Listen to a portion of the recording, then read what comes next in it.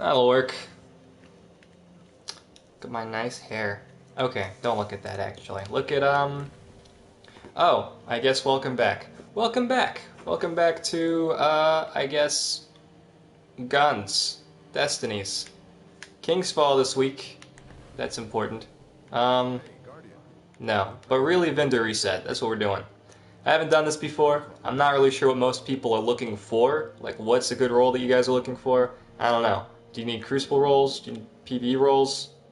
Well, I guess the good news is this week, I really only ran into 3 guns that I thought were worth even mentioning. The first one is this First Citizen 9, which is pretty decent. It's not great, but perfectly balanced hidden hand and extended mag, along with smart drift control or field choke, makes me pretty happy. That's, that's not a bad roll. I don't love it. The gun specifically I'm not a huge fan of, but I know some people are. For those people, it's not a bad roll. This week, the Crucible Quartermaster has a palindrome that a lot of people are going to think is really good. But I'm here to tell you it's not. I'm going to show you the roll anyway. There's one range perk on it, it's Hammer Forged. No range perks outside of Hammer Forged is no good. It's just Hammer Forged, and it's Luck in the Chamber and Outlaw. Luck in the Chamber is great because it could potentially 2-shot. Outlaw is great, especially on something with a lowish magazine. And Hammer Forged is great, but it's not Rifled Barrel, it's not Rangefinder, and that kind of kills this gun. So don't really pick it up. Don't do that. The other guns he's selling, not great. Yeah, I'm not a huge fan. Some people might be interested in this roll, but I'm not a huge fan of the Chaotic Neutral.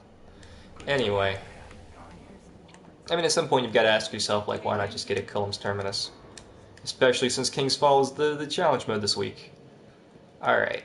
The other gun that I did like, beside the First Citizen back at New Monarchy, the point behind me like I'm the character, because I don't know what I'm doing. The other gun I really liked was actually in the Clever Dragon archetype. Now, I know the archetype is basically dead. If you've got a good PDX-45 or a good Hawksaw or a good Blind Perdition, you're not going to need it. But the Waltz this week is actually pretty stellar. It's worth looking at.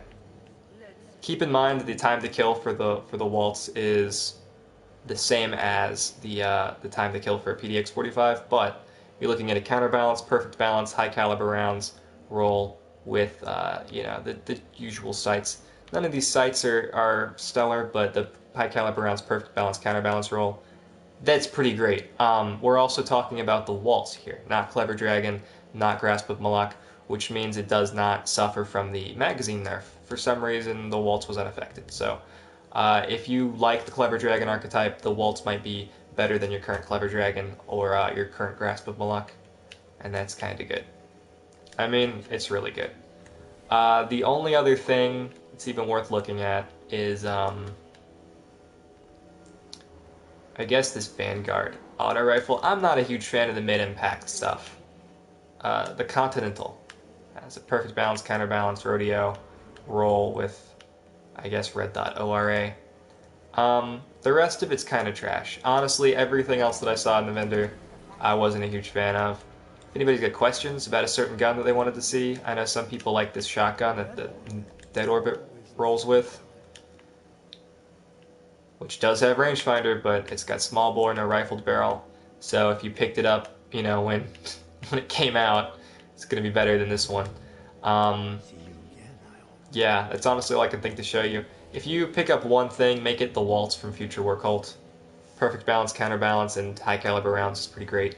And again, no magazine penalty like Grasp of Malak or Clever Dragon got hit with.